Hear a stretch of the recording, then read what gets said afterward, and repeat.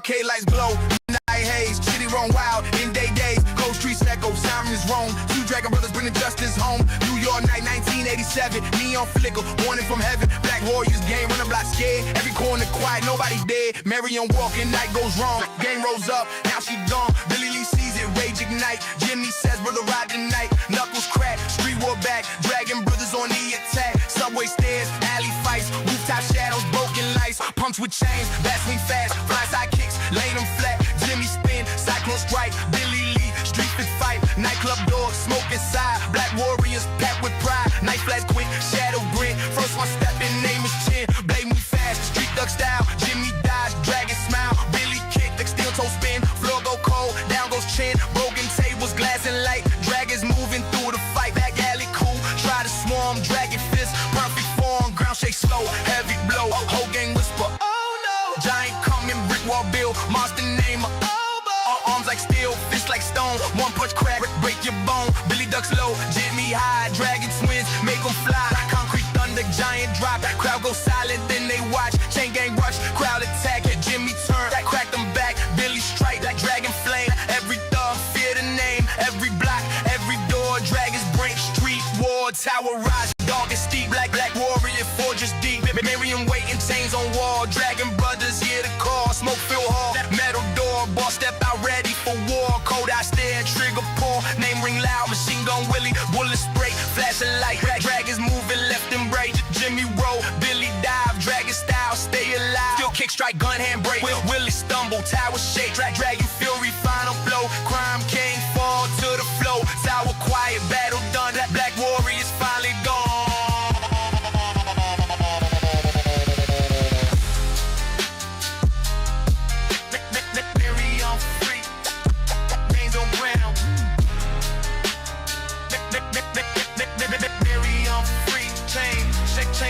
Mary, I'm free, chains on ground, broken gang all around. Billy Gree, their hands still tight. Then me standing after the fight, the street wind blow. DI light, dragons went in the night, but one last test. Oko said, dragon pass, must be land. Two brothers pause, no one spoke. City silent, tension choke. Jimmy step, Billy turn, final lesson. Dragons learn, fist to lie, shadow clash. Dragon style, lightning flash. Only one can claim the ground, other dragon falls down. When it's stand, night wind call. Marion wait to stow it all. Arcade screen, words appear, this shit complete. Fighters cheer, quarter drop, kids all grin. Double dragon, dragon. Marion wait, James, set days on brown.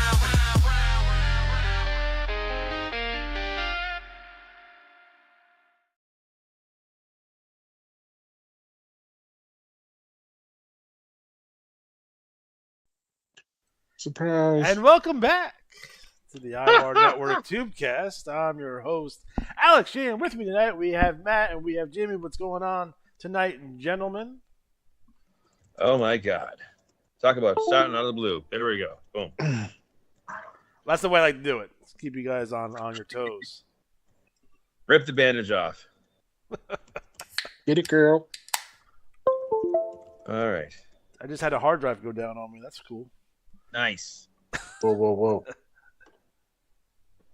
Listen, whatever you call it, it's your business. He-Man Hovind promo right there. So now let me figure out. We're watching. It's going to be Best of Freebirds, too. So I kind of want to get that back up. Best of Freebirds. Yeah, the Fabulous Freebirds. I don't know if you heard of them. They're all right. I can. This is a song at work. It comes on every so often, and it almost has the same kind of like starting beat of like, for Bad Street. I can still see the video of them like walking out of the house. We're about to watch that once I find it again. It was the 80s. It really was. Welcome, everybody. Another fun, action-packed IWAR cycle. How'd you do? Yeah, throw your best scores in the chat. I Be a man. Ouch. Like and subscribe. I like it when everyone does bad and I have my $4.95 and I win a bunch of stuff. You won a title. It's always a barometer. If Alex wins, it's probably a bad everyone else did bad. because I'm remarkably consistent with my 494 or 495. So, how'd you do? High score? I had a 499 as a high. okay. Boom. 496. I think I've already figured out our scores to the DoD. Oh. But that 501 average may not work. Look at Shannon. He waited to see like RoboCop come out. Yo, you seen those AI videos where they have like weird people like doing the dance from Dirty Dancing? I've not. Oh my God, there's one with RoboCop. Oh, who's he with? Well, he's with the female officer that was his friend. She's in the background, but he's doing the full Patrick Swayze jump off. Like, it's crazy. Yeah. I was like, it's getting good. There was one I saw too that was they did Mike Tyson versus Rocky. I'm like, I saw that one. That's pretty dope. I'm like, that's pretty dope. Like, the AI video is getting close where we're not there yet, but I feel like I could do a whole pay-per-view. I think I can get us there. Yeah, it's close. Like we're real close to that. So that would be sick one day. I could do a full NWL pay-per-view using AI video and have the matches and everything. That's gonna be bonkers. Yeah, that's just gonna take us to the next level. All right, Matt. What do you got from good old JBJR? All right, let's see here. Did you watch Wang Wang? I hope you watched Wang Wang. Well, we'll find out. All right, here we go. From Johnny B. Jr. And I don't know if I still do my voice as the accent or not, because I'm still in the play. We're actually going live. This is our second week. Oh, okay. So, to packed houses. They're hanging from the rafters? Well, it's a small venue. It's a mansion. Oh. And it's a historic landmark. And we do it in one end of the house, so it's kind of like real small space. Anyways, from Johnny B. Jr. To avoid a recurrence of the previous episode's disaster, i.e. my segment taking up an entire hour, I'll limit the cycle's email to Riley-related items. Oh, boy. All right. It's my favorite part of the show. I don't know if Johnny B knows that. It's literally the best part of the show. I go 4 hours with Johnny B. I have a question for Johnny B to answer, so I'll finish with that when we get done. I have questions too this cycle. Matt wanted me to watch The Beastmaster, and I saw it 2 nights after the last show was broadcast. Why not the following night? Because I viewed this earlier recommendation hard boiled. The night following the show, but foolishly wrote, I watched it the night after because the Tubecast episode aired, which he misread as. Oh well. I watched it the other night after the last Tubecast aired, leading to mistakenly believe I survived Gold Tuesday, listened to the 2-hour-plus show, and then watched the full movie. Not so. I also wrote I had seen No Hold Barred's quote the night after Rad, but he read it as right after Rad. That's all right. And then asked if Gold Tuesday would take so long because we're all binge watching movies. I rarely do more than one per day, never watch them back to back, and no one here is taking in a movie on Gold Tuesday unless it's hours after the bulletins have been posted. So there you go. That makes sense. Gold Tuesday came out quick this go round. I just watched the new Naked Gun, so flawless too. That a flawless no mess ups this cycle. I don't think so. Yeah, clean. Nice job, IWAR. Round of applause. Good job, buddy. Yep, drops some cognac off. Anyway, it was already on my list of movies to rewatch. Like I said, it had been a while. I hadn't seen it in quite some time, so I just moved it to the front of the line. It was directed by and co-written by Don Coscarelli, known for the Phantasm series of horror films. Okay, it's a good choice if you're in with the spike in it. Yeah, the little knife in it. That's a good choice if you're in the mood for some sword and sorcery. It co-stars John Amos, who played the father in Good Times and appeared in Die Hard 2. Damn right. Which Matt mentioned last time in relation to Violent Night. Damn right. The still developing Beastmaster was carried to term inside a bovine uterus, which was a plot element from the episode of Picket Fences, a TV show I mentioned 3 episodes in a row now, much to Matt's dismay. Number 3 in the Beastmaster trilogy is a low-budget made-for-TV movie and had some recognizable actors, but wasn't nearly as good as the original. I remember that happening, but never saw it. It was still far better than the second film, an awful joke in which the main character... I got it wrong. I thought the second. I know there was a third one. I'm sorry, I read that wrong. Jesus Christ. An awful joke in which the main character was transported to modern day. At one point, he was riding in a convertible looking at a marquee advertising the movie itself. I was sorry to say that James Avery, a.k.a. Uncle Phil from The Fresh Prince of Bel-Air, was willing to participate in such an endeavor. 2 episodes ago, I mentioned that a hilariously terrible movie Matt and Alex should review was White Cargo, also starring the Beastmasters Mark Singer. Yes. They should also consider What Lies Above from 2004. There you go. It's on my list. All right. Okay, here is another pick by Matt, was The Secret of Nim. I enjoyed the book in long ago youth and had never seen the animated film adaptation. Oh, it was surprisingly dark for a children's movie with lots of death and lots of talks of death. I remember that as a kid being like, holy shit. Mm-hmm. But it was pretty enjoyable overall. I didn't care for the fact that they introduced a magic item into the story to solve the main problem super easily. It was barely an inconvenience, nor the fact that the rats were given very little screen time, whereas they had a major part in the novel. But something's got to have a thumbs up for me was the result of the legal threat. Whammo, manufacturers of Frisbee, blocked the film from using the main character's last name from the book because it's essentially the same as their product's trademark, with a Y instead of 2 E's. That resulted in Frisbee being replaced by Brisbee. Wow, okay. Since her husband, who had saved the rats, was named Jonathan, that meant they'd been saved by Jonathan B. Whammo, indeed. I was somewhat surprised that a movie done by Don Bluth had found its way into Matt's list of movies after his frustrating experience with the arcade game Dragon's Lair. That's true, which Bluth had released the previous year. I also didn't expect to learn that Mr. Brisbee's children. Space Ace is a better game, by the way. Just saying. I also didn't expect to learn that Mrs. Biz Brisbee's children had been voiced by a very young Shannon Doherty and Will Wheaton. Oh. Wow.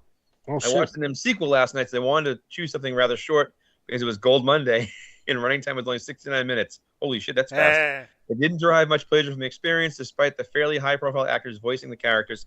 The story wasn't nearly as good as the originals, and there were a number of musical numbers that were mostly filler. It was a D for disappointing. I'll grade a D for disappointing. All right. Is there singing in Secret of Nim? I don't remember that at all. I don't either. I gotta watch that now. I haven't watched that since I was a kid. It messed with my head though. That and A Watership Down. That's a real life lifting up. You should put Watership Down on for your kids on Easter. Thank me later. Okay, Matt asked if I view Commando, but I've seen that masterpiece, generous, fairly recently, and I usually like to wait until I've largely forgotten a movie's content before rewatching it. So I'll just mention that Raw Deal is another Arnold classic movies with a decent body count, but it seems pretty underrated. I grade it A for action. I love Raw Deal. I like the part where he goes through like it's a junkyard, and he plays the Rolling Stone song. I can't get no satisfaction as he murders 90 fucking people. Okay. Johnny B, you know what the P stands for, don't you?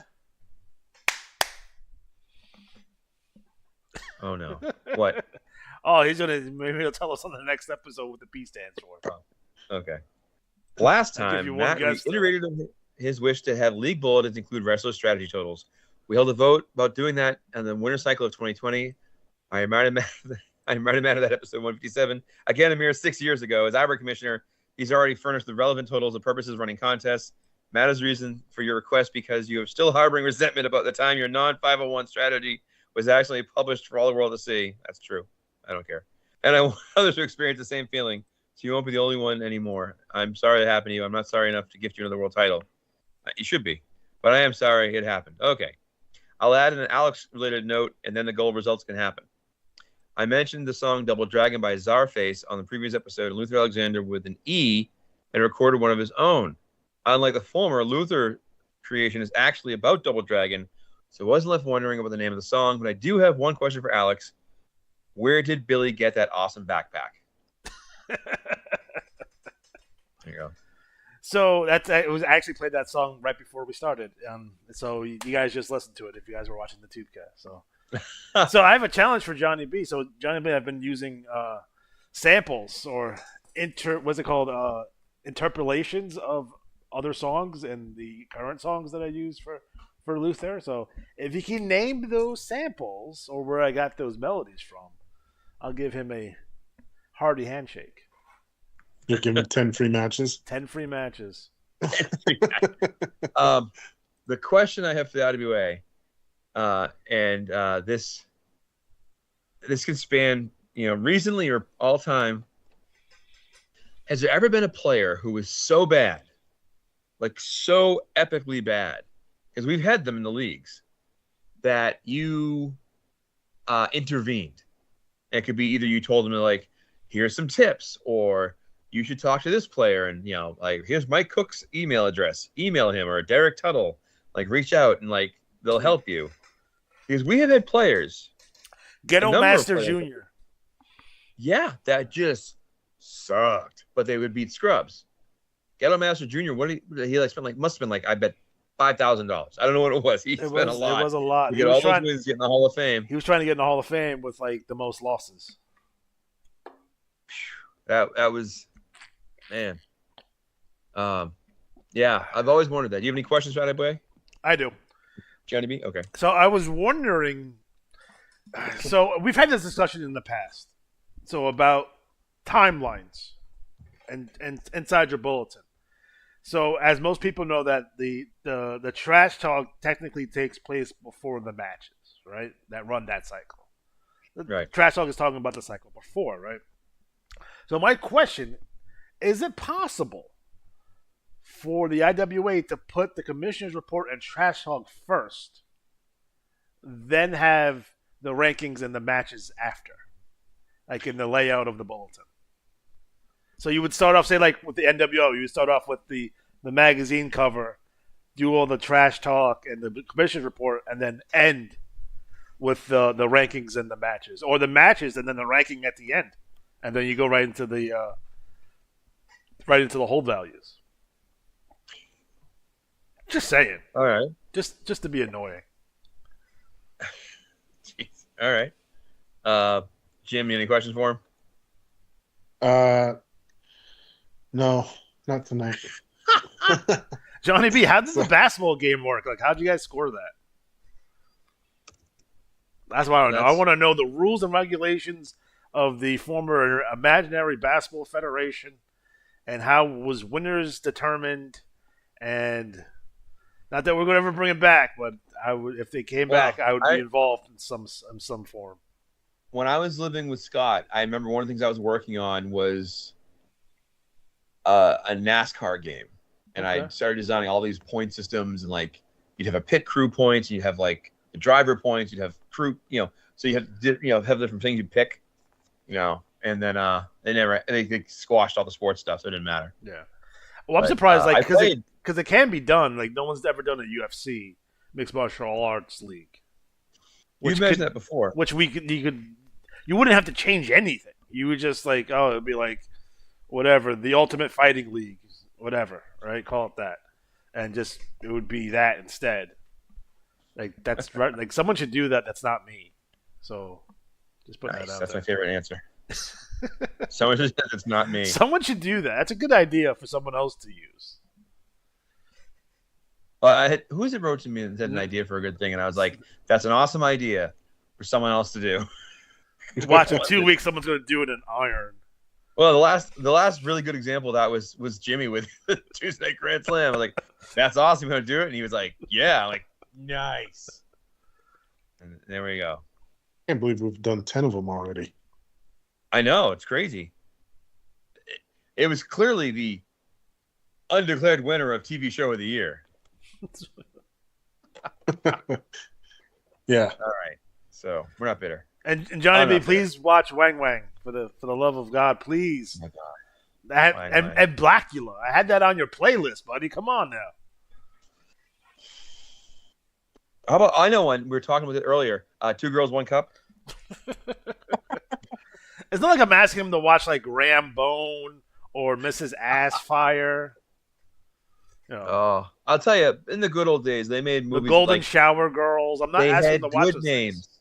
They weren't just like not Full House XXX. Like, come on, man. No, like they would have like really. There was a story on a lot of them. Like I go back and watch them sometimes just for the stories because it's ridiculous. Here's a fun fact for you. The writing's just gone downhill. Actually, was that after? I think summer after high school, we had a video camera, so we did all these little movies. And there was tape out there of me in a suit with flowers, and I would go up to various like video stores and ask if they had any, because he showed me their finest pornography. And just watch it. I had the flowers. I'm like, what are the flowers for? Well, to impress her. Did you guys ever watch the Ted TV show, which is hilarious, Yes. by the way? Like, I recommend. I watched that. the first season. It's really funny. So I think there's one where they actually go into like a mom and pop, and it has the adult section like behind like the curtain over Beaded there. curtain. Yeah, It was either the beaded curtain or one place had swinging doors. yeah, like a saloon. It's like, hey, Pastor, what are you doing in here? You know, when I looked up various locations in Willowick, I looked up some of their smuttier locations, and I Yeah. thought my favorite was like an old train station or something like that. It was ridiculous. Was it right next to the United States of America?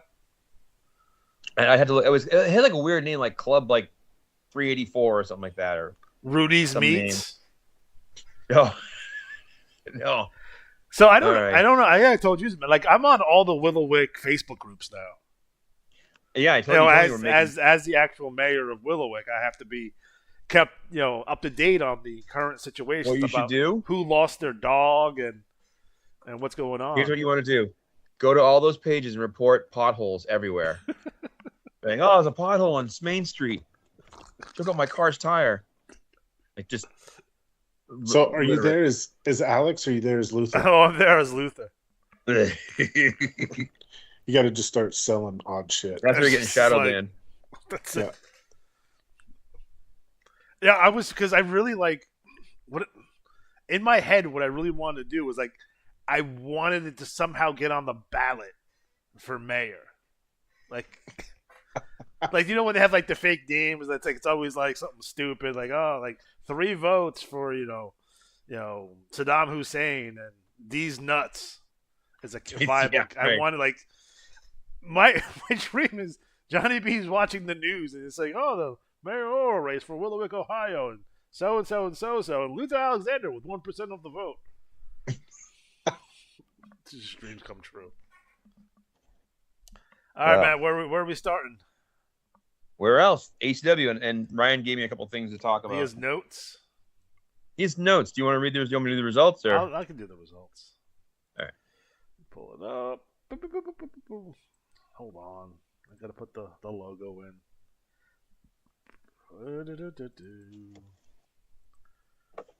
I've been trying to figure out for like a month how to quickly put logos in, like in real time. I'm just not fast enough on the draw. I'm just not. And it takes me a second. I think I'm getting old.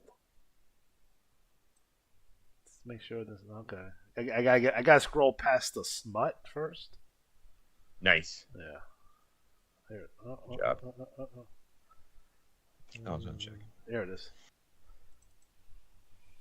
Okay. There's the logo. That's my own logo that I created for the ACW that he should use, but he doesn't. That's another story for a different time. All American Championship Wrestling, number 21, March 2026. League Champion Brad the Executioner Hart. American Territories Champion He-Man Hoven. New England's Champion Jackknife Justice. Atlantic Coast Champion Luther Alexander. Great Lakes Champion Blackjack Robertson. Smoky Mountain Champion Jawbone Jack. Deep South Champion Terry Gurnia. Gulf Coast Champion FedEx Bobby Brutal. Texas Heartland Champion El Luchador Americano. Rocky Mountain Champion Ravishing Dick Dude. Desert States Champion Shrug Shadows. Pacific Coast Champion Steel Sampson. League Tag Team Champions Ken the Anvil Neidhart and Terry Garnia. American Territories Tag Team Champions Jawbone Jack and Tormented Timmy. ACW League 6-Man Champions Aja Shing Vin Perez and the big one San Andreas. American Territory 6-Man Champions Eddie Chavez, Tino Sanada, and Ken the Anvil Neidhart. And your Battle Royal winner, Blackjack Robinson, who did not deserve it because he threw out Luther last. And that's not right. We're supposed to be like, we're fellow regulated members, and I don't understand why he would do that to me. It's ridiculous. Nice. So what's going down in the ACW? So what are these notes that Ryan has? Well, first things first. No pants. He's wearing no pants. As of the IWAR report, this coming cycle, so next cycle, ACW, 10 free matches per manager. Oh. So highest strategy, 496.1. So well done on that one. He wanted me to highlight not the results, but the pay-per-view, and mentioned that the breakdown of the IWA credit. So there was $172 in IWA credit, $60 in the heavyweight title and the tag match will go to the winners of those. Oh. The US and trios at 26 each. So I'll just review the matchups. So I don't want to give anything away. We had Keanu Thunder versus US Male in a Hell in a Cell. Oh. We had Senior Lucha taking on El Luchador Americano as a kind of a friendly. We had. Oh, he wrote just the results, the winners. Damn it! All right, so all you need to know is that Ernie Slayer is taking on Hocus Crocus with $60 on the line. No pressure. I just don't want to give him. He told me not to give anything away, so I was like, all right. But the world title match, Carnage versus Shrug Shadow. Carnage is at 364 days as a champion. No. 1 year almost. Like just. So ACW blowing up though. Lots of stuff going on there. It's fun. Yeah, and the TT is fantastic as always. As always, we suggest that they check out page 38 and 39, but 38 first. Be 38 first, then 39. So I was telling these guys earlier is that so my ACW trash talk was completed, and then Ryan was showing me about the imaginary basketball thing league. So I completely scrapped my entire TT and rewrote it from scratch, which includes Lil Penny making a cameo, Luther Alexander buying a basketball team and renaming it the Willowwick Warlords, and then an interview with Tim Van Patten, star of the TV show The White Shadow. He was Salami in The White Shadow. So I don't know if anyone remembers that show. That show was dope, by the way. Big fan of White Shadow? The White Shadow. Great show. A great show. And also, if you look at the Weekly World News, Charles Norris got caught shoplifting. He stole a Luther Alexander ice cream bar, which is now available for everyone's consumption. So that's delicious. But again, I was telling these guys earlier about the trash talk and how it's been elevated, especially the last couple cycles, and I think we're heading into a golden age of trash talk. And no pressure, guys. What was that? I said no pressure, guys. No pressure. But that being said, when looking at what people are doing with AI and like I'm looking at all the trash talk, and this is where like it's my competitive juices going, right? So I see like, oh, those guys are really good. I gotta step my game up now too. So when I'm looking at the Maryland Militia, and I'm looking at what Ernie Slayer's doing, I'm looking at what Tommy Zulu's doing, I'm looking at like the Shadow Syndicate, I'm looking at all these great trash talk with Matt Stubb, what Jimmy does. And I'm like, oh crap! Like I gotta take it to the next level here, guys, because if I want to maintain my spot here, you guys push me. So that's what the creative juices is from. So like, even all the trash talk, we'll talk about the NWO when we get there, but the stuff is fantastic.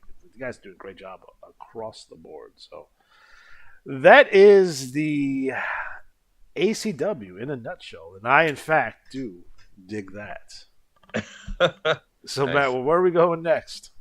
Why don't we go NWL and get it prepped for the review? We're going back to back.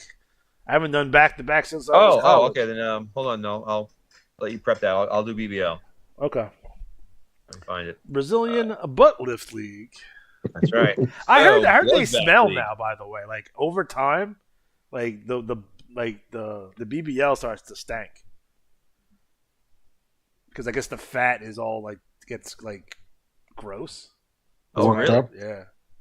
Well, I don't know how it is in your area, but we have at least 3 women that come into my location that have ginormous, like just enormous. Like I had a friend, an ex-girlfriend, but we were good friends, and she, when I first met her, she was behind her pickup truck, and she walked around, and I did a double take because her butt was so big, and she's natural, and so she'll always make comments about people who like have hit it. She's like, they don't want one this big.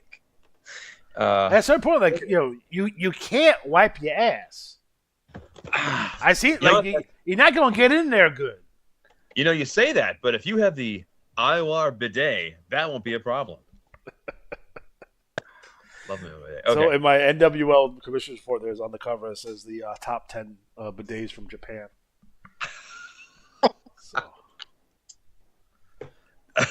So the reason why we talk about bidets quite a bit is that was an early Tubecast bit that we used to do. So, and someone's been watching the old shows, and I don't think it's Johnny B looking for mistakes that we made in episode number 4. You know what I mean? Right. Like I could see like when someone's just popping off IWAR Tubecast from like 10 years ago. Joe Tusa got internet. Joe Tusa. I gotta catch up. Joey Tusa. I gotta catch up. All right, so BBL Bloodbath League 582. League champion winning 10 free matches. Jesus WFU. TV champion, The Bad Man. Central Plains champion, Hot Rod McNally. East Coast champion, Jammin' Johnny Love. Great Lakes champion, Fred Valentine. It's a big one, Elizabeth. Mid-Atlantic champion, Warlord Wade Reinard. One of the two. Northeast champion, Mayhem. Missouri Northwest champion, Jesus YFU. Rocky Mountains champion, Wolf. Southeast champion, Jesus DFU. Oh, the Jesus guys are on a run. Must be Easter. Southwest champion, Tommy Beamer. West Coast champion, From the Battle Royal, Machine. Tag champions, The Bad Man and Fred Valentine. TV tag champions, Warlord Pain and Warlord Agony. I think they've had tag belts, either league or TV, every cycle this year. I think I'm right with that. League 6-man champions, Burn, The Job Guy, The Bad Man, Fred Valentine. TV6, Dreadnought, Brute, and Mayhem. And the Battle Royal winner, winning 34 free matches, Jammin' Johnny Love. And so that was going down. Well, let's look here and see. We had 80 cards of action. Solid. Big Battle Royal turnout. Big Battle Royal turnout. And then we have an IWAR champion, Skullfire, getting recognized, King of the Hardcore. There was in the last issue, there was a really nice interview with the new IWAR World Champion, Skullfire. And so things going on. So is that a mask or is his head literally on fire? Both. Interesting. Okay. Yes. Yes. So let's see here. The King of the Death matches. So the singles one is the men, and the men's semifinal is Duff Dugan versus Self-Destructive Dangerfield Sykes, who's from the EHL. I don't know where the EHL is. I don't know their scores, but Duff Dugan hit a 489. It's a Warpig hit a 486, and Santa Lucha, who's facing Warpig, had a 492. So I know Lucha will be facing either Duff Dugan or Dangerfield Sykes in the finals. And that has, I don't know what the payout on that is. Oh, winner takes 24, second place takes 8. So there you go. That's nice. The Von Schnapps just won the Von Erich Classic for second time. Yay, me. We got the death matches for the ladies. And it comes down to Mother D versus Hootie's Blowfish McKay, who's from the CZL. So I don't know how the scoring went there, but Mother D, let's pull the rank for that one. Mother D pulled a nice 488. So, all right, let's not talk about that. Let's move on. Von Erich Classic we talked about. The next pay-per-view is the Highway to Hell. So, a lot of action here. And what's nice is it not only has the league kind of become more and more consistent, being like strong, like in the 80s, 90s, 70s, like good amount of matches, lots of trash talk popping up. Yeah. So that's always nice. Oh no, He-Man Hogan on page 29. Oh no. Unbelievable. When you have a good feud, you want to keep that kind of going. So you got to do it. The Milkman's hanging out. What I don't know the style of art, but it's on page 32.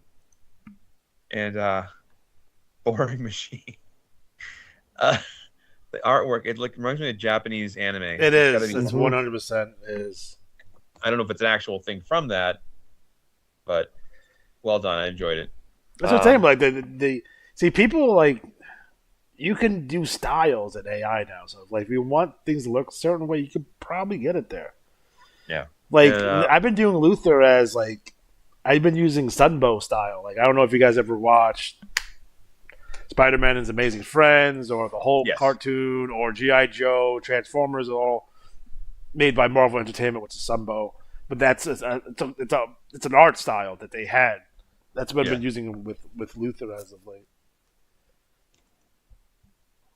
Keep on doing that. Well, another quick note, BBL wise, is that Warpig said he's going to ECW to cut a promo on Sanya Lucha, and he did. He did. Okay. That's good. Big, pay-per-view finale or semifinal. So I dig it. Good. I dig it. Where do you want to go next? I think Jimmy should have to do one. All right. I'll do WTL. Casting Couch League, Cycle 69. Go for it. WTL. Oh, wait, I have a logo for that. Shit. Hold on. You can go while I put the logo up. Oh, yeah. All right. Western Frontier Champion, Dr. Payne. Lone Star Champion, the Cobra, Riley Orton. Central Plains Champion, the Wyoming Cowboy. Mexico Champion, Chainsaw Chuck. Dodge City Champion, Steve Boston. Tombstone Champion, Mid-South Maxwell. Prairie View Champion, Ravishing Rex Chambers. Widowmaker Champion, Steel. Badlands Champion, Cowboy Johnny Gaines. Cripple Creek Champion, Mange. Southwest Champion, Marshall Reeves. Chisholm Trail Champion, Night Court. Western Frontier Tag Team Champions, Prince George Montgomery and Frederick Charles Harford. Lone Star Tag Team Champs. What is FR? Jack Manson. And Father Arturo Bartolo. Western Frontier 6-man champions, the Nutty Bunnies. Lone Star 6-man champion, Steve Boston, Lone Ranger, and Chainsaw Chuck. And your bunkhouse brawl winner, Prince George Montgomery. Oh. What's going down in the WTL? Let's see here. We got good old Dirty Joe Ryder. Let's see here. Is it... I'm terrible at this, guys. I feel like I'm always on the spot. Good old Dusty Lane is back. Just make stuff up. That's what I do. So results for Ambitions of a Writer are this cycle with write-up next cycle. God damn it. So Western Trails heavyweight title, you got Ace and Eights versus Rex Chambers. Number one contender, Cowboy Schlitz versus Mange. That'll be a good one. Texas Tornado Tag titles, the Disembowelers, Meat Hook and Mongrel versus Mystic and Fallen Angel. Texas Tornado 6-man titles, Maryland Blue Bloods versus the Buckshots. Tag contenders final round, Bastard Sons versus Holubowski and Reinhardt. Cartwrights versus the New Kids. Special challenge match, somebody versus Father Arturo Bartolo. And Ricky Spanish addresses King Cowboy Schlitz. That should be good. It's true. It's true. Ricky Spanish also burnt down a church this cycle. So, sorry. I saw that. Yeah. I don't know where he got that throwback Revolution Extreme shirt from, though. I kind of want one. We should start doing IWA merch with different characters. We could probably... Totally. We could... That can be done, 100%. We use what's the company you use? Something Spring, Teespring. Upload designs and we get like $5 for every shirt that's sold, or $3 or some shit. Yeah, there's some some good trash talk and good character art that makes some pretty cool shirts. Yeah. Start going that way. All right. I dig that. So when's that pay-per-view coming? Right up next cycle. So it's off to the results from this cycle? Sweet. Yes, sir. I did shitty. 490. I think I got 491 or some shit. That's bad. All right. So next up, let's do NWL. Let me get there. Pull up the logo. Oh boy.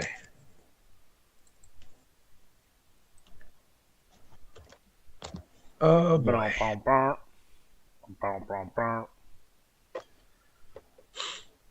What movie I watched the other day for the first time in a long time?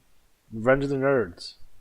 Oh, on purpose? Yeah, because Robert Carradine died. So right. Yeah, so I wanted to watch it. That movie's fucking hilarious. It is. Outside of the sexual assault, sure. Yeah, I know. I mean, that's doesn't different age very time. well. yeah. She consented at some point. I'm just gonna, in my head canon, at some point that was consensual. They end up getting married though. If you watch Revenge of the Nerds 4. Oh, did they really? Yeah. They bring her back? Yeah, like she's his wife. Like, so he becomes like a rich like tech guy. Like he's like wealthy and stuff, and then like he has to mentor a new generation of nerds. So New generation of nerds. and then Ted McKinley is in it for like no reason. It's a whole thing. I think he's like I forget, he was like a security guard or something. I don't know. I don't remember.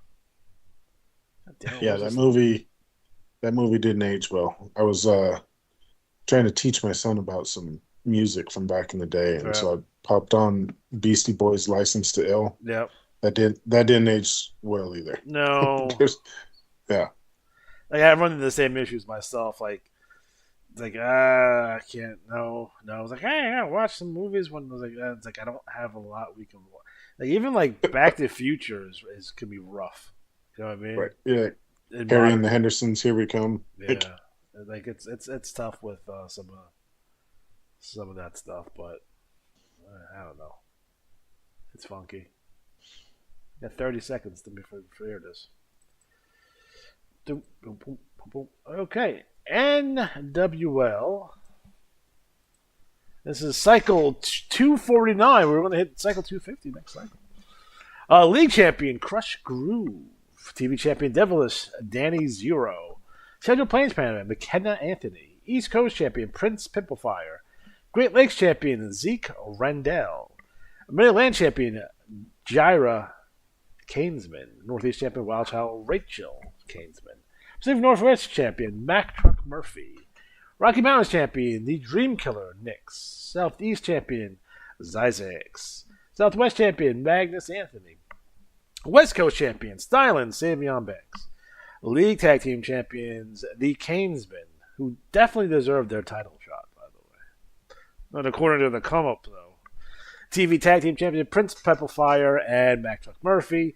The League 6-man champions Wild Child Rachel Kainsman, Jiro Kainsman, and Wyatt Recoil Kane. TV 6-man champions Stylen Savion Banks, Hardest City, Andre Carrington, and Crush Groove The Come Up. And your Battle Royal winner, Prince Pimplefire. So what's going down in the NWO? I have a recap for that. So Oh boy. let me do a couple of things here. It's only 6 minutes. It's not bad. Awesome. Share screen with Windows.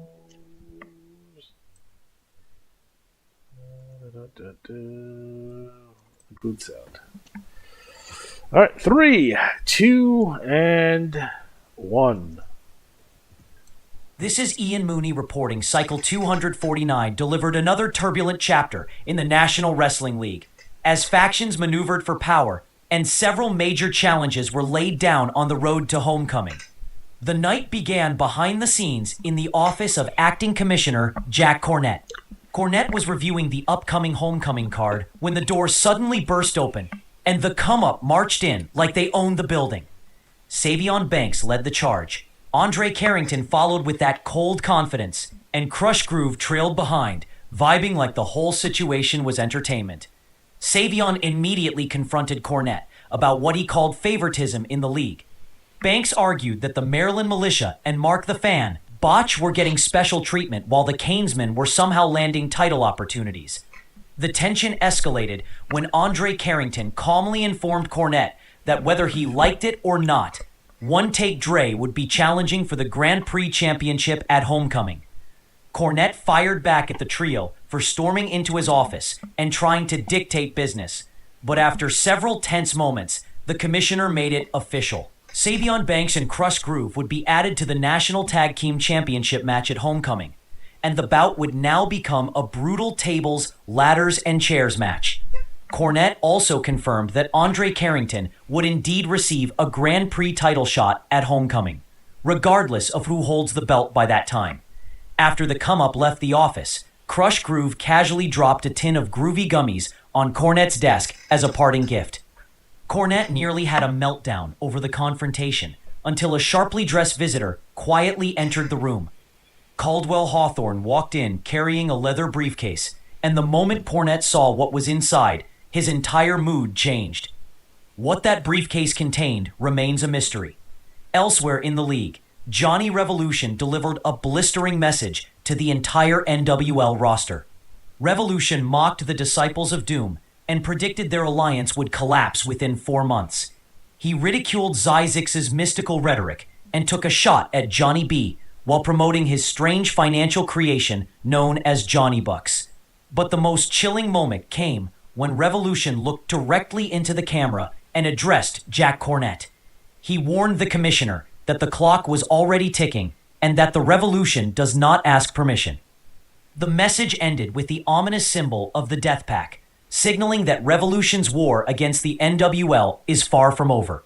Backstage, the mood was very different inside the locker room of the come-up. Champagne bottles were popping as Savion Banks, Andre Carrington, and Crush Groove celebrated what they called a historic run. Banks proudly declared that the group had completed a grand slam by capturing the league championship, league tag titles, League 6 titles, and a battle royal victory. Carrington credited Banks's obsessive film study for finding weaknesses in their opponents, while Groove happily reminded everyone that the come-up does one thing better than anyone else. They draw money.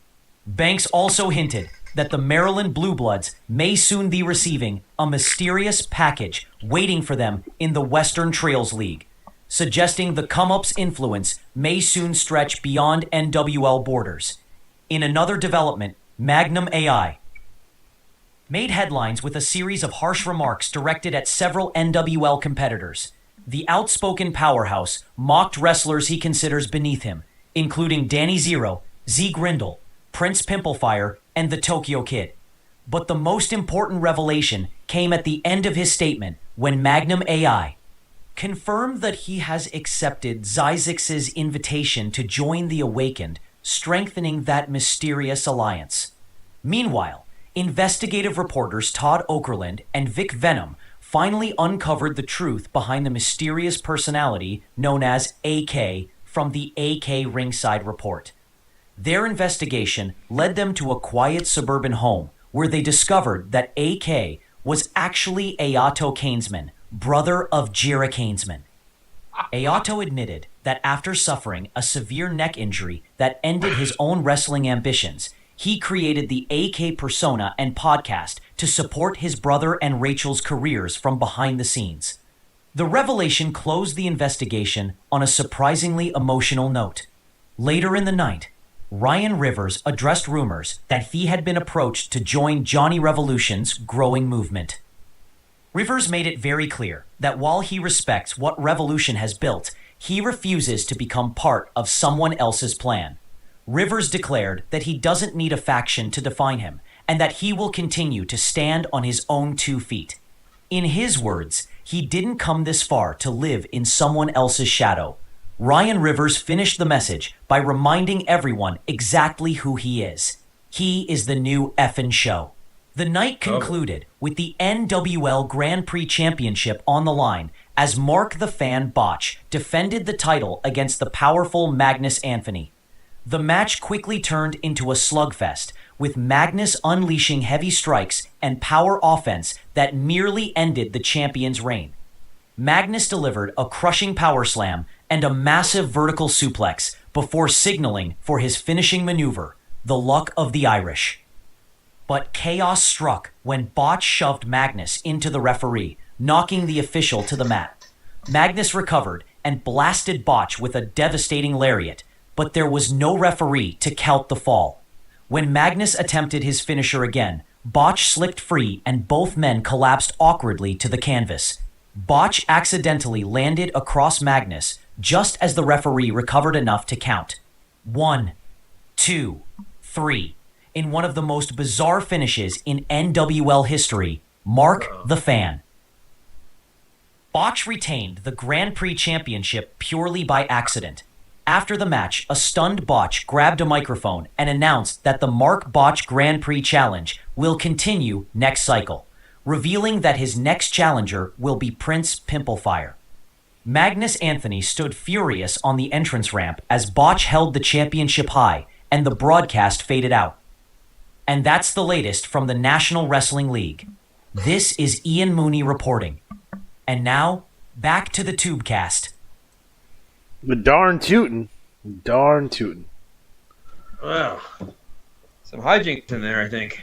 Yeah, I mean, just normal NWL shenanigans and tomfoolery. So, I think it did miss the Magnus Anthony interview because he made it the cover of Strength and Muscle. So, okay. Sometimes it doesn't catch everything. Sometimes. Yeah. And I like this. Mark the Fan. Yeah. Botch. That was good. So there's also TT by McKenna Anthony as well. So she is talking about Rachel Kainsman and what have you. What was that? I'm sorry. I was going to say you sent me the email that you got from one of the players who runs McKenna and Magnus Anthony. And I also wanted to mention, what was the other one here? Oh, it was so that was Kyle, and then it was Brad. Yeah. So he runs Ryan Rivers, who we all enjoy his work, and I have that page set up where it's like if you see your name, email us, and if you're listening to this, and you're like they haven't mentioned my name, email us. Yeah, it's fine.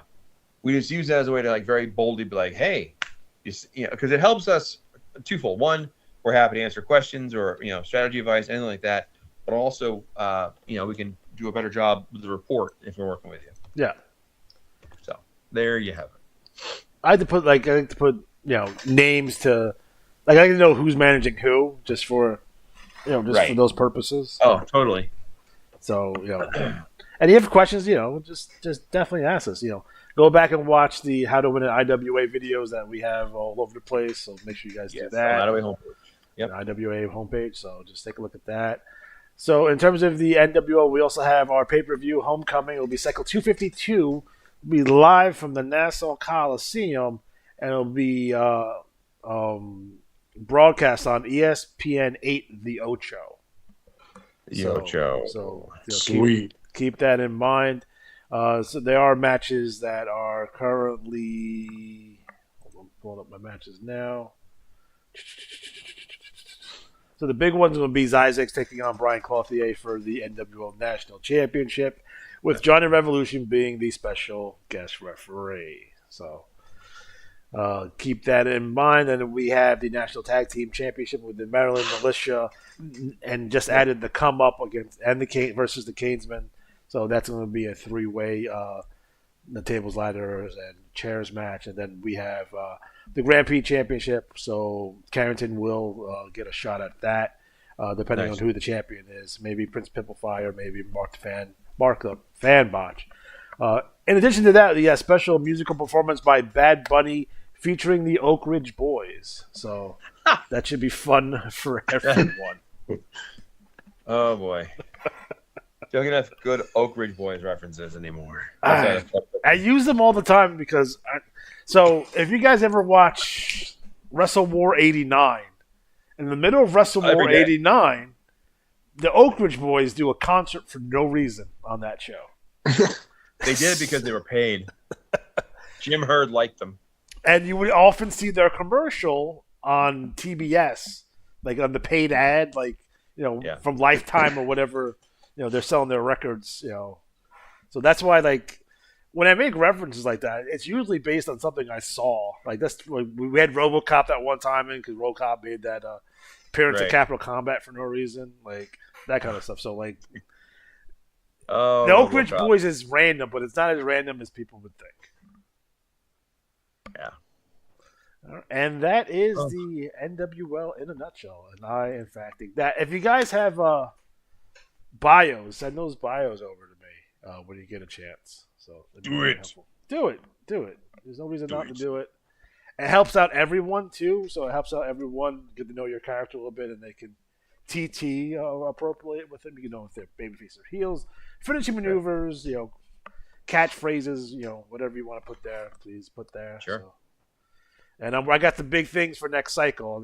These guys have seen it already, but I got some interesting, cool stuff for next cycle. So be excited because it's gonna be dope. All right. So where are you going? Where are you going to go next?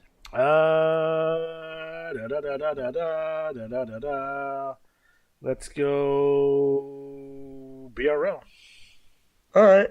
Oh, there's a lot of controversy this cycle. Is there? Oh, there again? Is. I don't know if I'm pissed off at this player or jealous I didn't think of it. We'll get to it. A little bit both. All right. First things first. Cycle 650, Battle Royal League. And just a reminder, this is a cycle that determines the winners for the events of the WrestleRama pay-per-view, which the write-up will appear in the next issue. So, League Champion, Vic the Vicious Vropta, the verbose bad guy, wins $25 in IWAR credit. Doesn't deserve it. Battle Royal winner, Brutal Brian Welch, another $25 in IWAR credit, because he just won the league title 2 cycles ago, or whatever it was. When was the last time anyone had grape juice? Grape juice? Grape juice. Been a minute. Too long. I'm just saying, do you like the grape juice or the grape jelly? Jelly. TV champion, Hot Stuff Adam Cash. Central Plains, Shakespeare Williams. East Coast champion, Sid Credence. Great Lakes champion, your everyday hero, Oliver Livingston. Mid-Atlantic, Diabolical Ricky Savage. Northeast, Nocturnal Death. Not Nocturnal Emissions. Pacific Northwest, Crusher Nutilla. Rocky Mountains champion, Ripper Heyman. Southeast champion, River the Ferryman Foggs. Southwest, Big Guns, Greg Garner. West Coast, Dynasty Uncle Randy. Tag champions, Buster and Bruiser Heyman. They broke up the long-running spree by the McClartys. TV tag, El Grandioso and Hillbilly Voodoo Docs Holland. 6-man champions winning 5 free matches, Polar Circle, Tiny Jordan, Pressure Nutella, and Lobo Latamaki. TV 6-man champions, El Grandioso, Hillbilly Voodoo Docs Holland, your everyday hero, Oliver Livingston. I'm not tired, you are. I said Happy Mario Day because it was. No, yeah, that's right. So since you're in the bulletin, before I get to the pay-per-view, which I'll get to in a second, we had 132 cards, so thank you everyone. God damn! Yeah, it's a lot. The Battle Royal was enormous, almost a full page.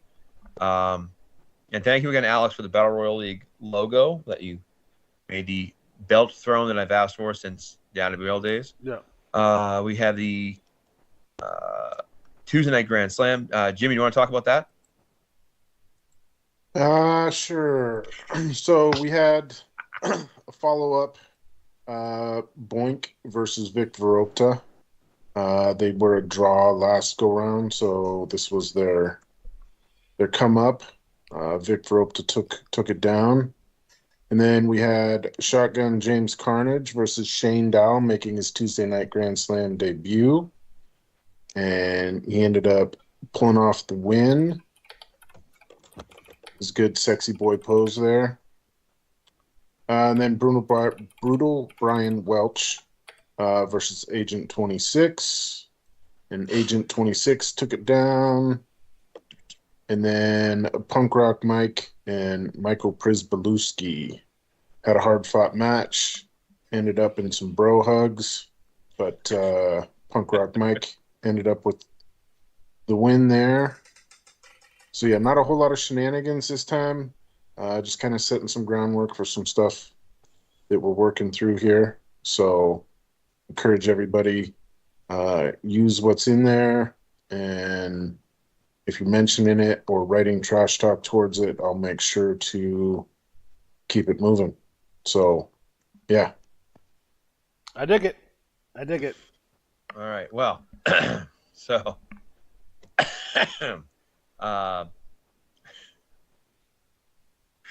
okay. So I haven't looked at much of the TT yet, but I wanted to talk about pay-per-view. Before I get to the pay-per-view, I want to talk about the Joe Tusa Challenge. Oh. Which we launched as of this cycle.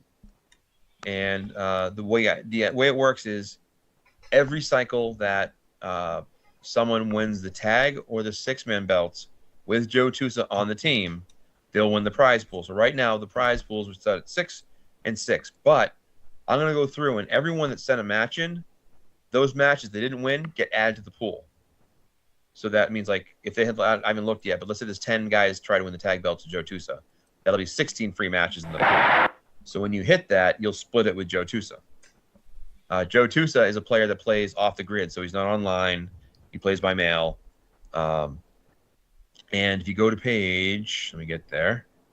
There it is. Page 66, you can see Joe's response to the Joe Tusa challenge, saying he likes it, and that's great. So hopefully Joe will have a good time. And he was all about it. So, good to see a player getting involved. And, of course, if I jump over here real quick and look at BRL this cycle, and just looking, I'm not counting the matches yet, but the teamings, if I go Tusa, let's see here. We got 1, 2, 3, 4, 5 tag matches and 1, 2, 3, 6-man matches. So that'll be 11 and 9 for free matches next cycle. So essentially, whoever wins this eventually, if they win the belts, either one, they'll win that prize pool with it. Okay. So I'm going to go down a little lower here and talk about a promo.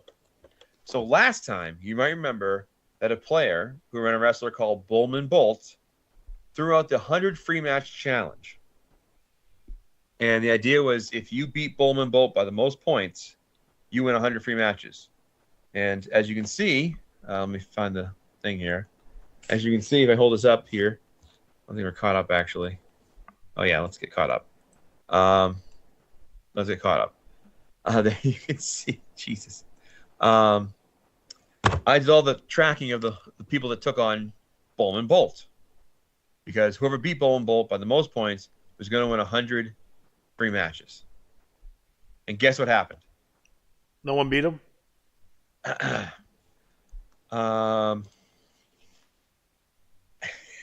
So did you beat him? Well, first he says he's inviting Mr. Tusa to join Ace, his stable, and behold,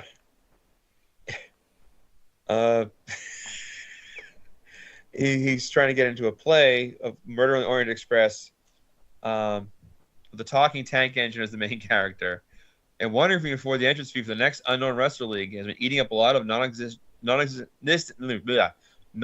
free time. To that end, I am hereby postponing the 100 free match challenge from last time and extending a hand to Mr. Tusa to declare Shankamania. So, like I said, either the biggest dick move or a good fun heel move. And the winner would have been Monster Truck Tanaka, by the way. Oh, okay. With a 7-point victory. But there were, from a look at it, 1, 2, 3, 4, 5, 6, 7, 8, 9, 10, at least 12 wrestlers that challenged him. So good on everyone who took part. Enjoy the victory. He beat. I shouldn't say this. That's the ones that that beat him. There are more wrestlers he beat. So Gotcha. There you go. So at least probably 15 people challenged him. So there you go. Oh yeah. So I dig it. BRL. Oh, I didn't get to it. I'm sorry. I almost forgot. the pay-per-view. So let me get this up here. There it is. So the BRL pay-per-view. Oops, I put it in Jimmy's chat. There it is. I'll announce all the winners except one. Let's see here. Vic Vropta defeated Jesse Tombstone in a crazy Japanese death match type thing. Boink the Child Entertainer defeated Frandel Warp Slayer 492 to 490. I'm sorry, 494 to 492. Monster Truck Tanaka and Big Guns Greg Gannar did a 2 out of 3 falls match. And we did the last 5 holds, the middle 5 holds, and the first 5 holds. Because if you went by the strategies, Garner. What did I do? I'm sorry. Let me find here. Tanaka would have beat Garner 495 to 493, but it was a 2 out of 3 falls match. And the way those those holds broke down, and it came out to 220 to 215. The last 5 went to Greg Garner. 141 to 139 went to Tanaka. And in the final deciding fall, 139 to 134 Tanaka. So we're writing that up. Brutal Brian Welch beat Cowboy Jim Spur 493 494. The Rumble, I had to redo because I screwed up the scoring and I redid it again. So we know who wins, but we won't say it just yet. You'll have to read it. The McFlaherty brothers defeated the Regulators and Dark Verdict to earn a global tag title shot. The Regulators defeated Brothers Heyman to earn the trio shot. For some reason, the Brothers Heyman weren't active as a trio. Polar Circle was the replacement for DOD, and because they were the tag champs, 6-man champs, and they beat Alpha Males 521, 515. Fun fact, they challenged them the last pay-per-view where the Alpha Males beat them 521 to 515. Razzle Dazzle defeated the Armed Forces, He-Man Hogan, and U.S. Mail to win the vacant Global Tag Championships 514 to 508.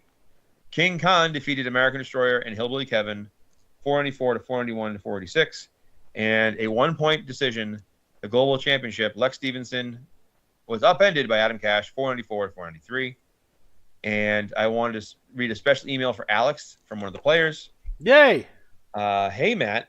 I wanted to answer Alex's question about American Destroyer. American Destroyer is American who destroys everyone.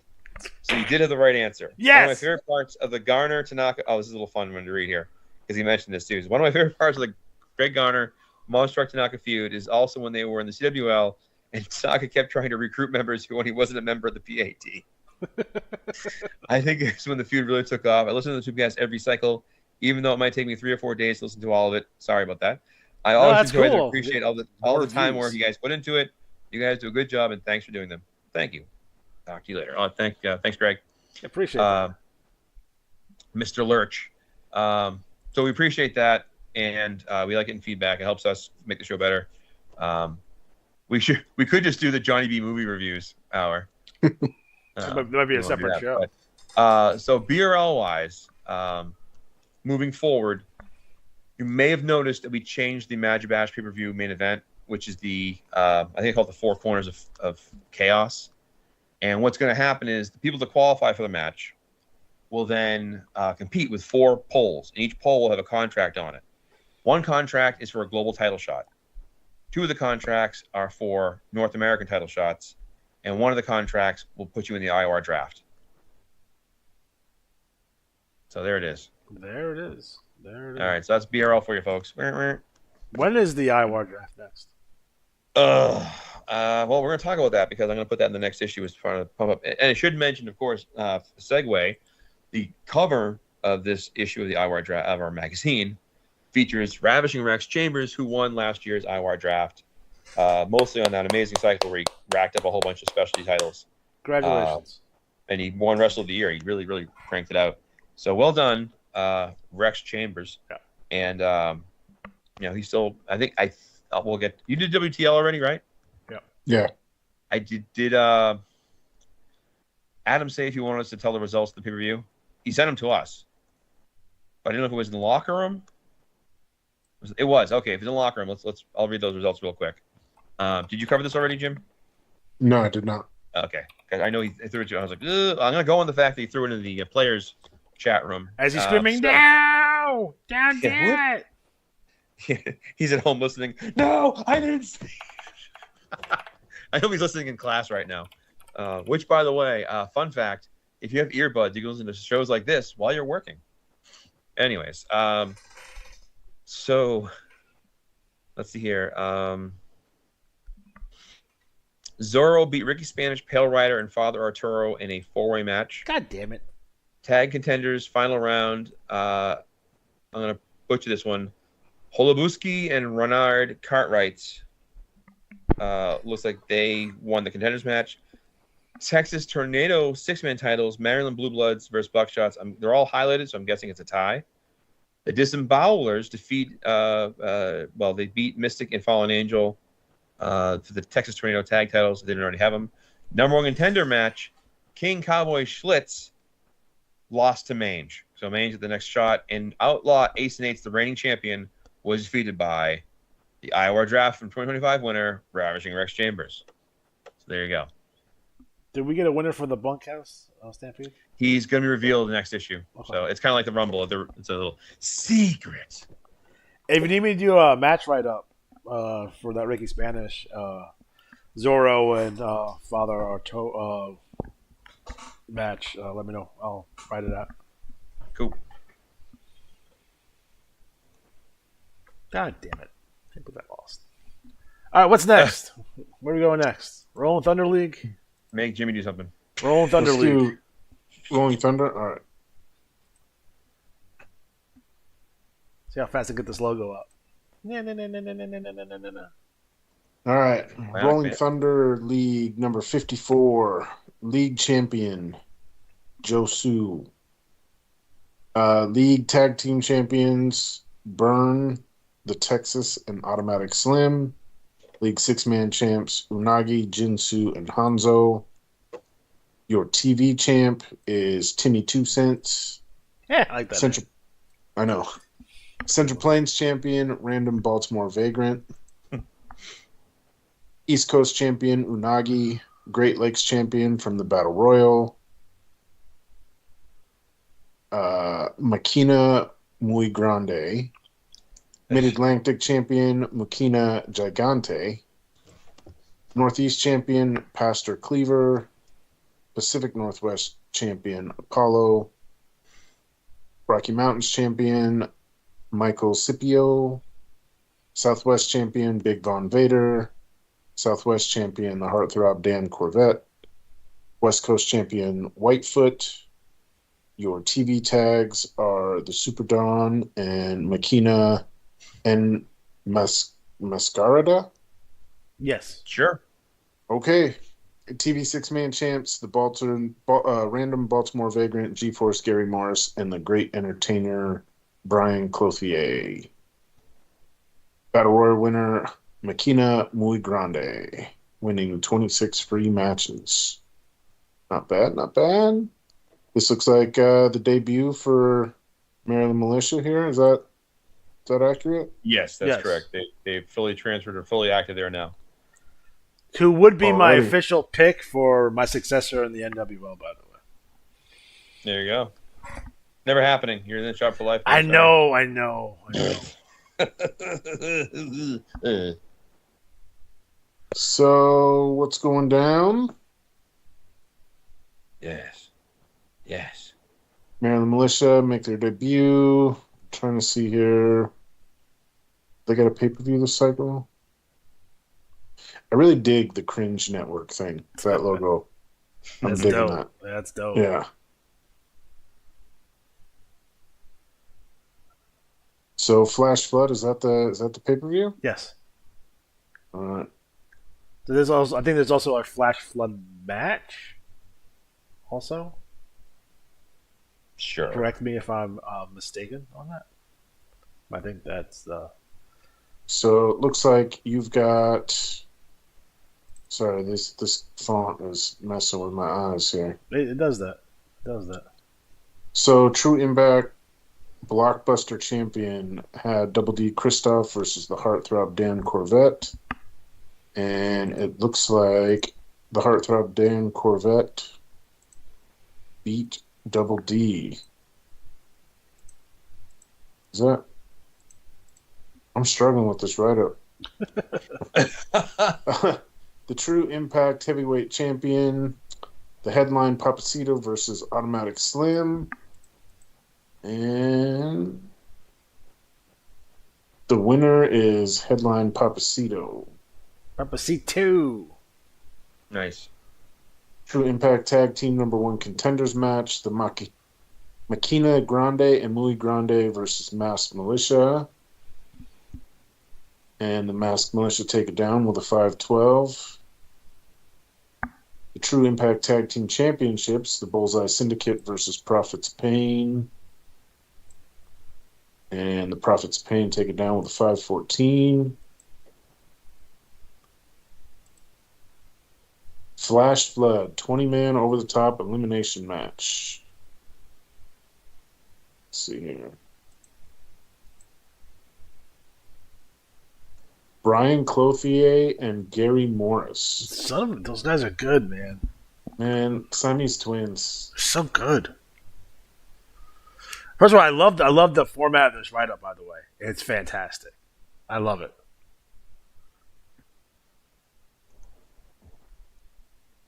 With like the ads and stuff in between. Yeah, that's a really it's a different way to do it, which I always like tell people, like, you know, make it interesting, because like no one wants to read blocks of text, right? Right. As a concept, right? And so even when I do my own write-ups, I'm like, oh, I got to break this up a certain way, because mine are technically blocks of text, right, that no one wants to read. But this is a really interesting way. I like it. It's really, really good. And it as a reader, someone like, oh, I want to read this now because it's not a block of text. So it's done very, really well, and it's good all around. So keep up the good work. This is what I like to see. Be spiteful. I love that. You see that? Yeah, Page 22, little ad about spite, and it's Papacito's on there. Yeah, that's sick. The 7-minute abs. No, Yep. It has to be 7 minutes. It can't be 6. You can't get abs in 6 minutes. It's my favorite scene in that movie. I gotta tell you, that's a good reason to see comedies in the theater. That movie was awesome in the theater with the crowd. It was so good. Also because I worked with a guy who looked just like the brother with the headphones. Yeah. And he just looked just like him, and we used to always joke to snap and start beating people. Have you seen Mamina? That's right. Oh man. What the? Where to next? Black Widow League. What, Black Widow? Okay, you want to do that? I can do it. All right, go for it. Go for it. It's always a mistake having me do the Women's League, though. But Black Widow League, March 2026. Cycles, Bolton 67. Can't wait to get 69. Black Widow champion Arya Gunpowder. TV champion Brenda Bring Da Pain. Japan Idol champion, the sensational Sydney Reinhardt. Joshi champion, Priceless Sarah B. Bunny. Zencho champion, Rachel Van Dor. Luchadores champion, Enchantress. Cholitas champion, Rachel Zamayaki. Bellatrix champion, Bandia. Damascara champion, Mother D. Hollywood champion, Huntress. Sin City champion, Veruca Salt. Willowwick champion, The Queen, Gina Colado. Battle Royal winners, Arya Gunpowder. Your Black Widow tag team champions, Arya Gunpowder and Rachel Van Dor. TV tag team champions, Sensational Sydney Reinhardt and Crazy Jenny Starr. Black Widow 6-woman champions, Priceless Sarah B. Money, Enchantress and Bandia, and your TV 6-woman champions, Rachel Zamazaki, Rachel Van Dorm, and Crazy Jenny Starr. So what's going down in the BWL? We're sitting on 20 cards, so that's pretty rock solid for this league. And then we have Cage Fury. Yeah, I get the results if you want me to go over. Yeah, why don't you run those results? All right, so Cage Fury 4. So triple threat title number contenders match. Veruca Salt defeated Mother D 490-488. The other contenders match was Brenda Bring to Pain 497 taking out sensational Sydney Renard. 493-488. Rachel Yamazaki defeated Crazy Jenny Starr to become the number one contender for the global title. The IWAR Women's Tag Team match. Arya Gunpowder and Rachel Van Dorn By 4 points, he defeated Gina Colada and Brenda Bring to Pain to win the IWAR tag titles. And I think that ends a 3-year run. Ah, damn. Yeah, they were the first tag champs. And they had them for like ever. So they're the second champs. Triple threat title match. Enchantress defeated Huntress and Lizzie Robin to win the triple threat title. Global title match. Bandita defeated Sarah V. Money to retain the global, the 493 or 491. The Wildfire title match to determine the inaugural champion for the Wildfire Memorial title in honor of Wildfire Betty Red was Ario Gunpowder 499 defeated Brenda Bring to Pain 497. And then the IWAR women's title cage match. Aria Gunpowder defeated Gina Colada to become the new three-time champion by winning the IWAR women's title. So there's the results. Boo-hoo. Gina Colada was robbed. Again. Again. All right, man. Let's see. All right, great TT across the board. So if you guys have some time, go ahead and take a gander at it. Again, great job. Again, it's very colorful, very easy to read, which, again, we're looking at trash talk. That's the two things you want. You want it to be easy to read. I would stay away from any kind of goofy fonts, and then, you want to make sure that everything, lots of pictures too, which is good. You want to put a name to the face. So great job overall, in the BWL. And I, in fact, do dig that. So Nice. what's next up? CWL? Yeah. CWL. Who wants to do CWL?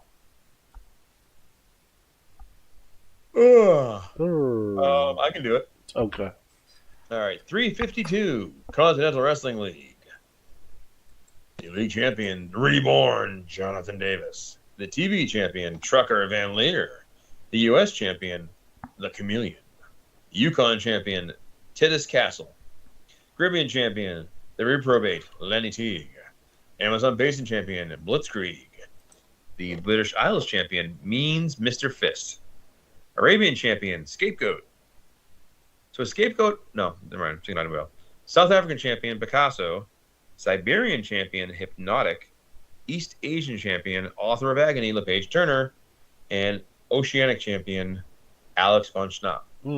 Tag champs retaining, winning 5 free matches, the Von Schnapps. TV tag champions, Hypnotic and Scapegoat. League 6-man champion, winning 5 free matches, retaining the Von Schnapps. Yay! I know Darren's favorite team. TV section champions, Adrian Vale, Julian Cross, and Victor Kane. And your Battle Royal winner winning 25 free matches, Trucker Van Leer. There you go. There it is. There it is. And we have Brawl for It All as this issue, or this pay-per-view. They got a new commissioner, apparently, also. Oh, well, controversy.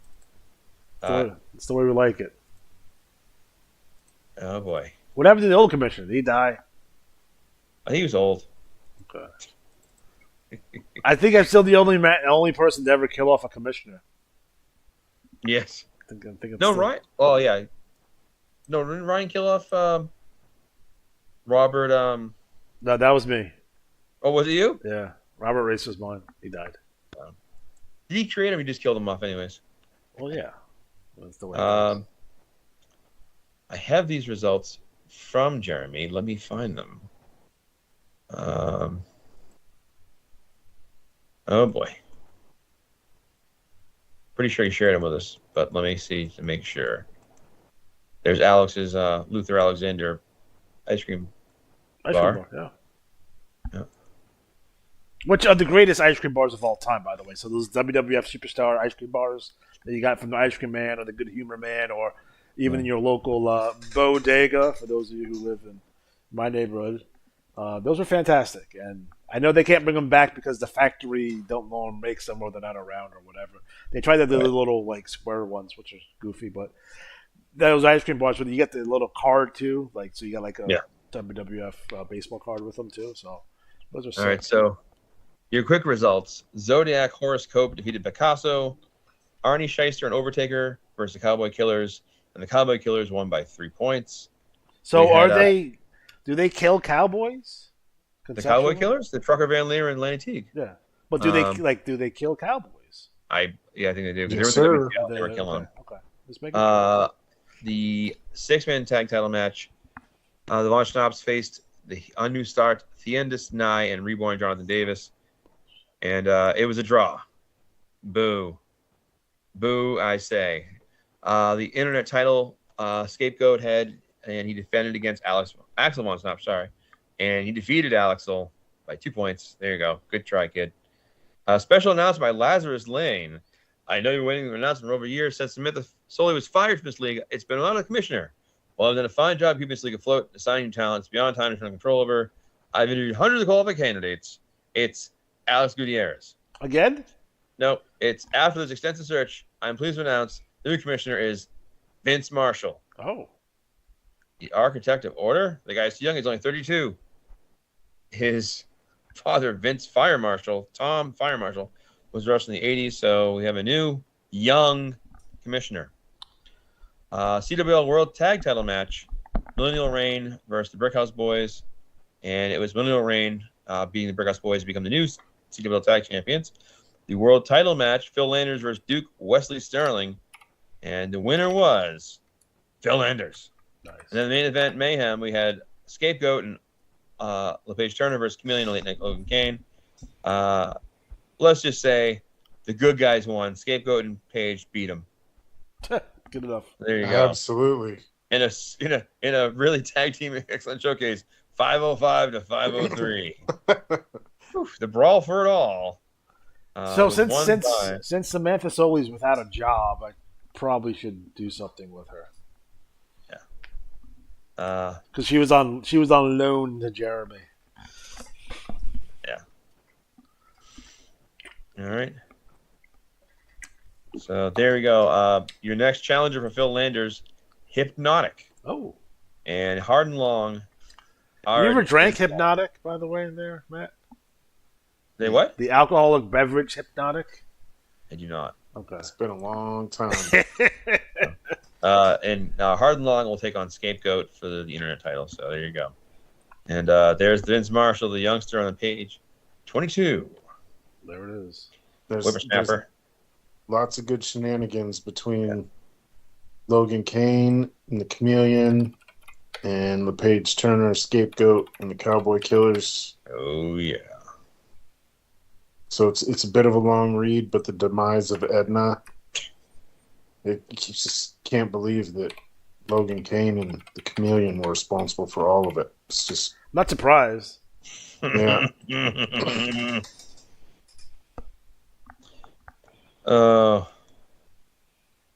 Logan Kane is a hero. No, he's a villain. Look at that guy. Screaming. That's it. What a jerk.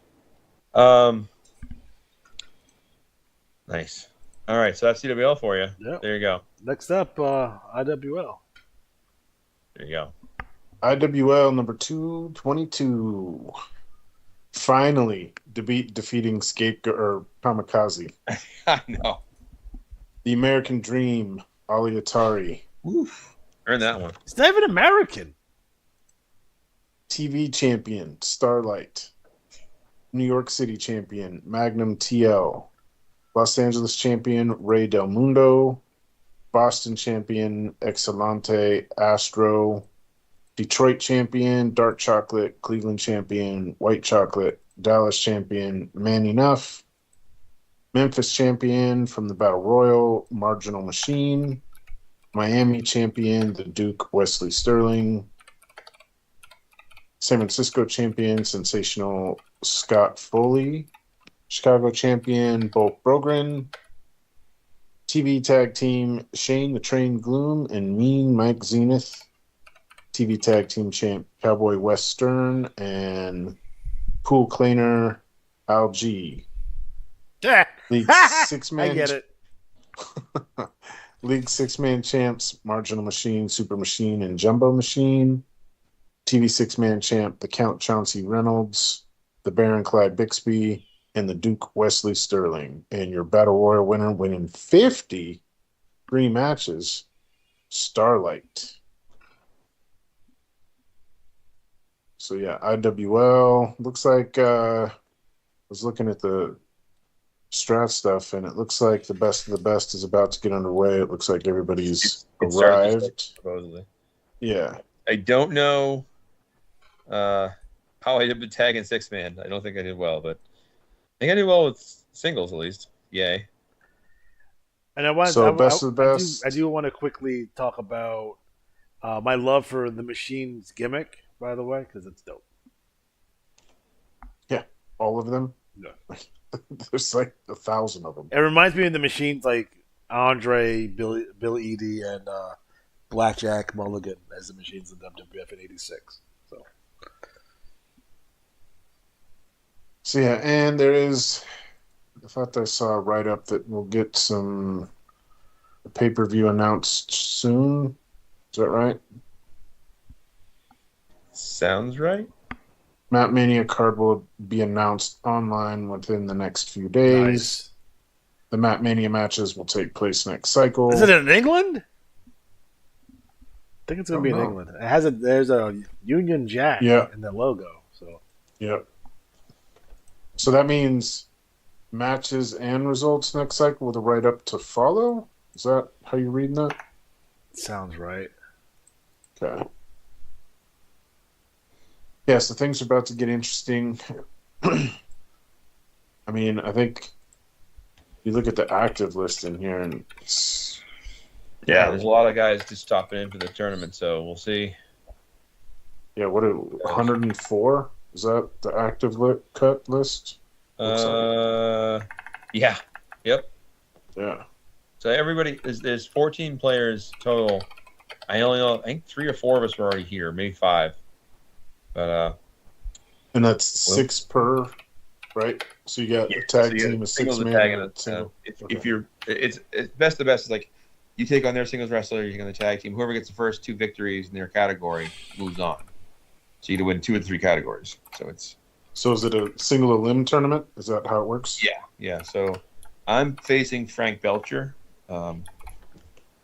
So see if I can dig up some sort of good trash talk, but probably not. Actually, I haven't looked at the trash talk here. But I had to guess. 89 cards, nice. Man, just missed the Battle Royal. It's 2 leagues. Damn it. Oh. Yeah, Jamie really hard in this league. Jamie took 2 IWAR Battle Royals this cycle. Nice work. Yeah. Bastards. Couple TV titles. Bastards. Trash talk wise, some good stuff going here. Death Valley Drifter picking a fight with Kamikaze. Let's see, the Astros still dealing with Sam Hain. There you go. Kamikaze talking shit. God damn. Gordon Donovan. I think this is his debut cycle here. I'm digging that artwork. I'm digging that trash talk. Yeah, so overall, and then some more Swamp Sock stuff, things, words. Nice. So, yeah. All right. That's the IWL. I dig that.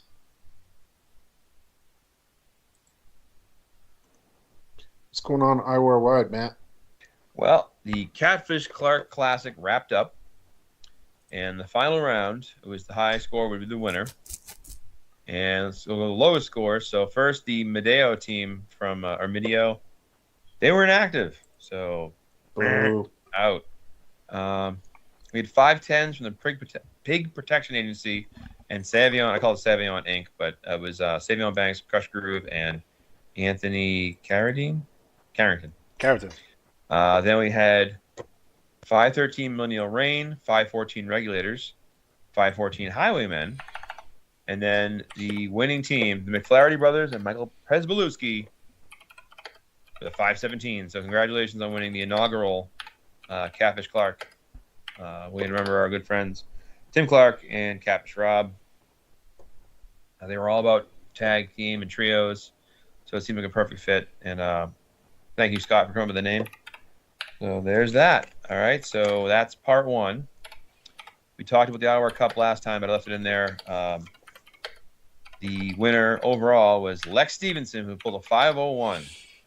So he outpaced the Maltese Monster, who had a 500, who had two 500s in this whole tournament. So Yeah. really Bucks. impressive. Like, that's tough. But to make you feel better, Lex Stevenson had two 501s. So Lex Stevenson will go on to the IWAR Super Show #2, and he will face the IWAR World Champion. In the Johnny B Cup, we had Double D Christoph versus Hydro, and it was a tiebreaker, and Hydro had a higher tie-breaking number last cycle. Advanced. The Gaelic Dick Moore defeated G-Force Gary Morris, 492-49. Dick Moore will face Hydro in the semifinals. We had King Khan with a 494 defeating Big Guns Greg Garner with a 493.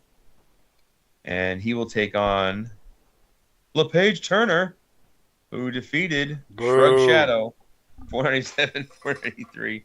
Turner's one of the winner last year, looking to repeat, so on a mission. But Hollywood DVS lost to Texas Jesse Tombstone, 490-486. And then the Kamikaze defeated Uncle Randy in a tiebreaker because last cycle Kamikaze had a 500. So kaboom. So your final your semifinal matchups: Hydro versus the Gaelic Dick Moore, King Khan versus Author Vagin the Page Turner, and Texas Jesse Tombstone versus Kamikaze. So now it comes down to this. Jimmy, you run the Gaelic Dick Moore, King Khan, and Kamikaze. Half of the finalists. So do you go with the same strat with little minor tweaks, or do you go with three wildly different strats to hopefully win? I don't know. No pressure. Then we get down to the Murano Memorial semifinals. Gary Moore and Brian Clothier took on Frederick Hartford and Prince G. Montgomery, and it was a 514 over 505. Hartford Montgomery advanced to the finals. And in the other bracket, it was the McFlaherty brothers with the 512 against the Von Schnapp brothers who had a 514. So the Von Schnapps will face Frederick Hartford and Prince G. Montgomery in the finals. So Von Schnapp's also looking to repeat. Cross fingers. I know you're all pulling for the Von Schnapps, especially Darren. Everyone hates them. That's right. Boo. Hate. Let's see here. So a couple of things. Other IWAR. Let's see. We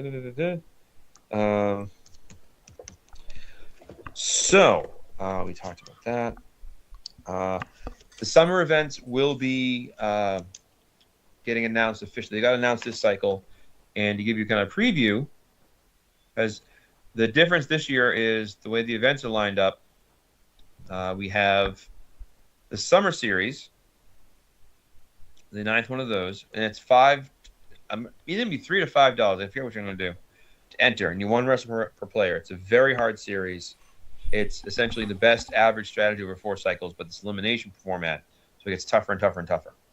The 6th IWAR King of the Ring, the 6th Lethal Lottery Tag Tournament, the 4th Elite Trios Invitational, the 10th All Rookie Cup, and the Bad Company Tag Team Tournament will be in there as well. I forget I think it's the 5th one.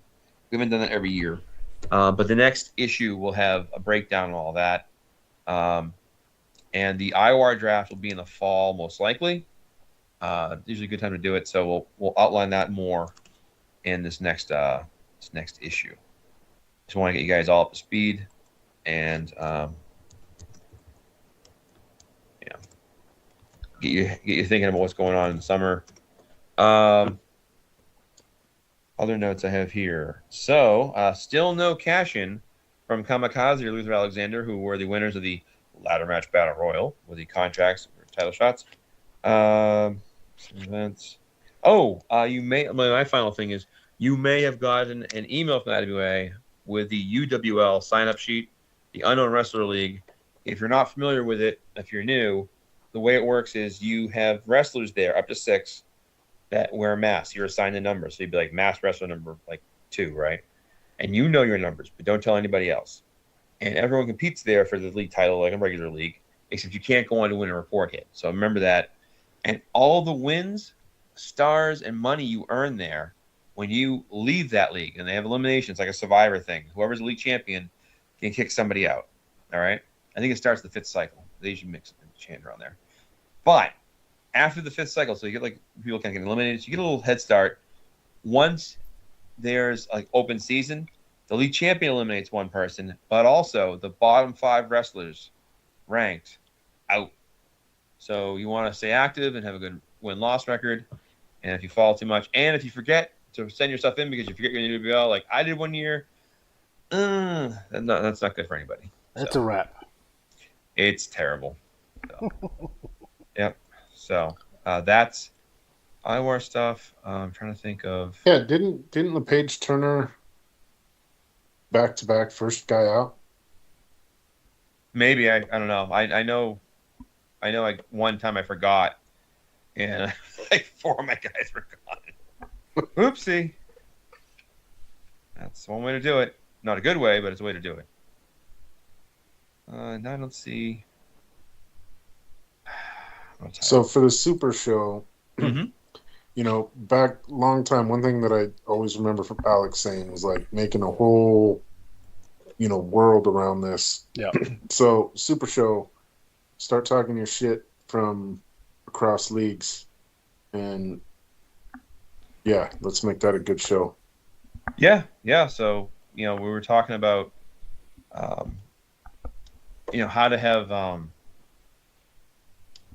how to have like good matches, like across the league. So like I was mentioning, like have a feud for a league.